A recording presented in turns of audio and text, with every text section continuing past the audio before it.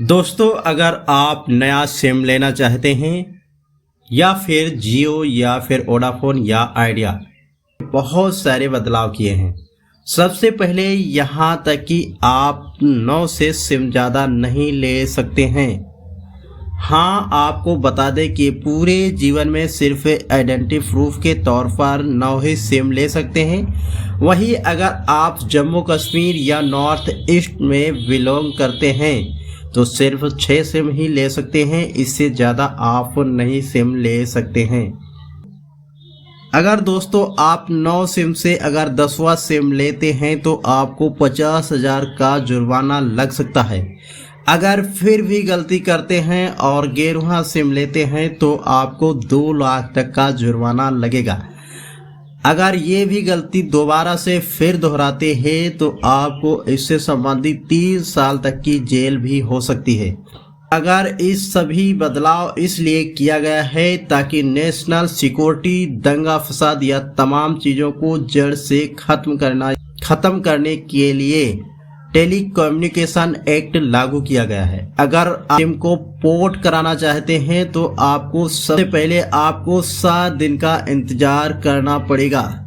दोस्तों, 7 दिनों का वेरिफिकेशन होगा और 7 दिनों के बाद आपका आइडेंटिटी वेरिफिकेशन होगा। इसके बाद आपका OTP वेरिफिकेशन होगा और इसके बाद सारे वेरिफिकेशन होने के बाद ये कंपनी डिसाइड करेगी कि आपके पास जियो में से एयरटेल या वोडाफोन से एयरटेल या आप एयरटेल से जियो में करना है या नहीं, ये कंपनी डिसाइड करेगी। अगर देखा जाए तो इससे पहले जामताड़ा की जो भी एक फ्रॉड कॉल, उसमें लगभग 4500 सिम अपने नाम पर ले था जिससे फ्रॉड करता था और फ्रॉड करने के लिए यहाँ पर लोगों को फंसाता था। इसलिए यह डिसीजन लिया गया है ताकि कंज्यूमर ज़्यादा से ज़्यादा सिक्योर रह सकें। और सबसे महत्वपूर्ण बदलाव यह है कि जैसे आप व्हाट्सएप इंटीग्रेटेड होता था या इंस्टाग्राम टू इंटीग्रेटेड होता था, मतलब हम मैसेज भेजते थे तो सामने वाला या हम दोनों में ही आप देख सकते थे, दूसरा कोई नहीं देख माने तीसरा कोई व्यक्ति इसके बारे में नहीं जानता था। लेकिन इसके बारे में सरकार ने ये भी कदम उठाया है कि आपके जितने भी मैसेज आप भेजेंगे उसका भी डाटा सरकार के पास होगा, तो आपका गवर्नमेंट की निगाह में आपके मैसेज होंगे। आपात स्थिति में उन मैसेजों को रोका जा सकता है। इससे गवर्नमेंट हमारा और आपका मैसेज नहीं पढ़ेगी, लेकिन जो व्यक्ति संदेह के दायरे में होंगे जिससे गवर्नमेंट को लगेगा कि इनसे नेशनल सिक्योरिटी को मुश्किल हो सकती है, गवर्नमेंट उस चीज़ को पढ़ सकती है। गवर्नमेंट चाहे तो आपको मैसेज बहुत से ज़्यादा फॉरवर्ड कर रहे हैं तो गलत तरीके, तो सरकार उस पर रोक भी लगा सकती है। और इस दायरे में पूरे देश का हर एक व्यक्ति होगा। अगर कोई नहीं होगा तो सिर्फ आप जर्नलिस्ट जो पत्रकार है उनको इस सर्विलांस में नहीं रखा गया है।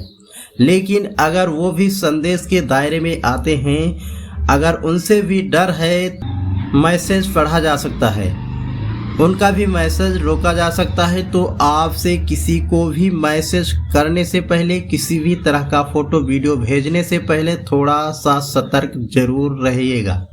एक और सबसे महत्वपूर्ण बदलाव जो आपके नंबर पे स्पैम कॉल आती है, मतलब अचानक से अननोन नंबर से कॉल आ गया, एडवर्टाइजमेंट के कॉल आते और कंपनी के भी फ्रॉड कॉल आते हैं कि हमारा ये सामान खरीद लीजिए या कर लीजिए, यहाँ तक का तो इस एयरटेल, जियो, वोडाफोन भी बहुत सारे कॉल आते हैं।